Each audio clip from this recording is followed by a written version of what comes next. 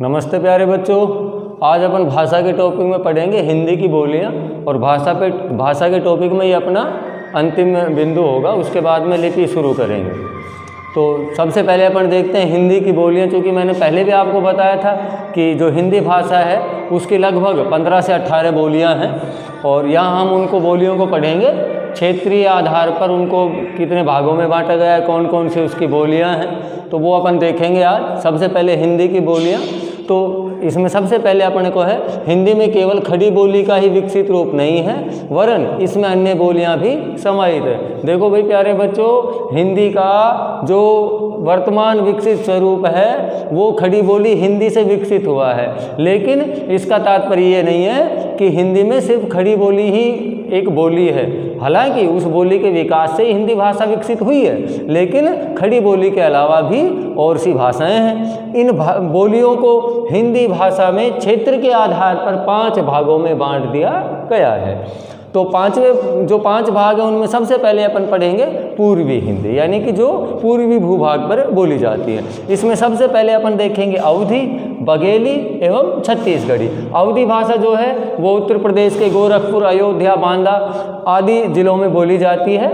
और अगर मैं आपको तुलसीदास के बारे में बताऊं तो तुलसीदास की जो साहित्यिक रचनाएं हैं वो 12 में से 10 रचनाएं जो हैं अवधी भाषा में हैं। तो अयोध्या और उसके आसपास के क्षेत्रों में यह भाषा, ये बोली विकसित है। बघेली की हम बात करते हैं तो ये भी उत्तर प्रदेश और मध्य प्रदेश के सीमावर्ती इलाकों में ये भाषा बोली जाती है।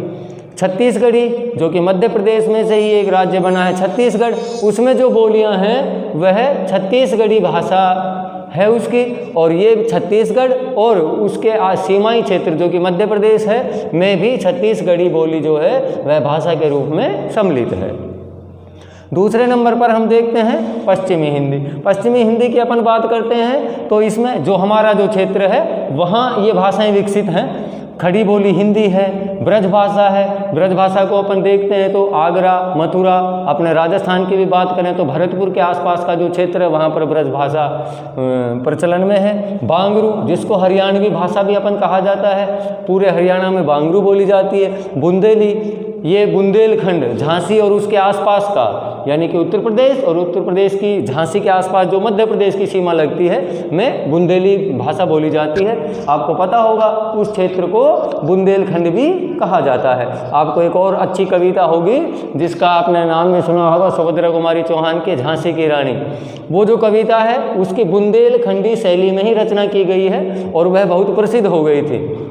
उसके बाद में कन्नौजी भी, कन्नौज, इटावा, कानपुर के आसपास में ये जो भाषा है विकसित है, ये भी उत्तर प्रदेश में है। कन्नौज किसी समय विकसित राज्य के रूप में जाना जाता था और वहाँ पर जो भाषा प्रचलित है, जो बोली प्रचलित है, उसे कन्नौजी कहा जाता है। तो पश्चिमी हिंदी में इन बोलियों को सम्मिलित किया गया है। उसके बाद में अपन आते हैं बिहारी। नाम से पता लग रहा है बिहार प्रांत में जो बोलियाँ प्रचलन में हैं वो बिहारी श्रेणी में आती हैं, जैसे मगही है, मैथिली है और भोजपुरी है। इन तीनों में भी अगर हम बात करते हैं तो भोजपुरी इनमें ज़्यादा विकसित है। हमारे राजस्थानी भाषा की तरह भोजपुरी भी संघर्षरत है संविधान में मान्यता के लिए। जैसे हमारी राजस्थानी भाषा की बात उठती है कि भाई 8वीं अनुसूची में उसे संविधान की भाषाओं में, मान्यता प्राप्त भाषाओं में सम्मिलित किया जाए, तो भोजपुरी की भी ये बिहार और यूपी के बहुत बड़े भूभाग में ये भाषा प्रचलन में है। मैथिली और मगही ये भी बिहार में बोले जाने वाली भाषाएँ हैं।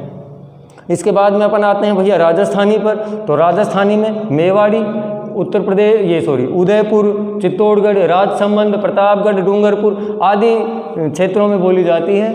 मारवाड़ी जिसे अगर हम कहें राजस्थान में तो सबसे ज़्यादा विकसित है ये, और ये लेकर के आपके सिरोही, जोधपुर, बाड़मेर, जैसलमेर, बीकानेर तक ये भाषा प्रचलन में है। शेखावाटी भी इस मारवाड़ी से ही निकली है। और साहित्यिक रूप से अगर राजस्थान की अपन बात करते हैं तो साहित्यिक रूप से मारवाड़ी ही ज़्यादा विकसित भाषा बोली है।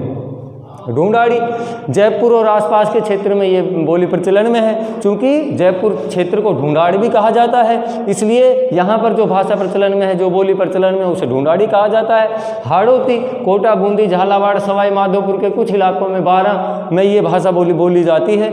चूँकि ये हाड़ौती इसका नाम इसलिए पड़ा है क्योंकि ये जो क्षेत्र है हाड़ा राजपूतों का गढ़ रहा है और उनकी जो भाषा है उसे हाड़ौती नाम दिया गया है। इसके बाद में अपन आते हैं मालवी। मध्य प्रदेश की सीमा के लगते झालावाड़ और मध्य प्रदेश में ये भाषा बोली जाती है और इसे भी राजस्थानी भाषा में सम्मिलित किया गया है। अब पांचवी जो अपना प्रकार है वो आता है पहाड़ी।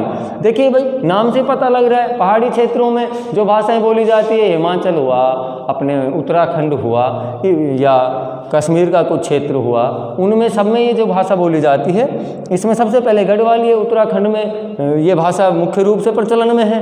कुमाऊनी उत्तराखंड और हिमाचल प्रदेश में प्रचलन में है। मंडियाली ये भी हिमाचल और उत्तराखंड और जम्मू के कुछ क्षेत्रों में ये भाषा प्रचलन में है। इन्हें पहाड़ी की श्रेणी में रखा गया है। इन सब में देखिए, अब आप अपन ने बोलियों को पढ़ लिया है। अब अगर हिंदी की हम बात करते हैं तो खड़ी बोली हिंदी से ये विकसित हुआ है, लेकिन अपन जब बात करते हैं कि भाई हिंदी का जो स्वरूप है वह क्षेत्र के अनुसार परिवर्तित होता जाता है। इसका एक कारण ये है, ये बोलियां, ये जो बोलियां हैं ये ही हिंदी के क्षेत्र के अनुसार उसके रूप को परिवर्तित कर देती है। इसलिए एक विशेष है ये कि विभिन्न बोलियों के मेल से बनी हिंदी की भाषाई विविधता के कारण, क्योंकि हमारी जो भाषा है हिंदी वह बहुत सी बोलियों के मेल से बनी है, इसी कारण इसमें ये भाषा की विविधता पाई जाती है कि हिंदी जो है वह क्षेत्रीय उच्चारण में उसमें विविधता पाई जाती है। यानी कि क्षेत्रीय उच्चारण की जब हम बात करते हैं तो उसमें आंशिक परिवर्तन आ जाते हैं। तो मैं उम्मीद करता हूँ आपको ये जो टॉपिक है अपना अच्छी तरह समझ में आया होगा। कल अपना भाषा का जो टॉपिक है यहीं पर समाप्त होगा। कल से अपन व्याकरण वाला टॉपिक पढ़ेंगे। इसको आप अपने रजिस्टर में उतार लें। साथ ही साथ इन सब का साथ के साथ में रिवीजन करना भी बहुत आवश्यक है, इसलिए इनका रोज़ाना एक बार ज़रूर रिवीजन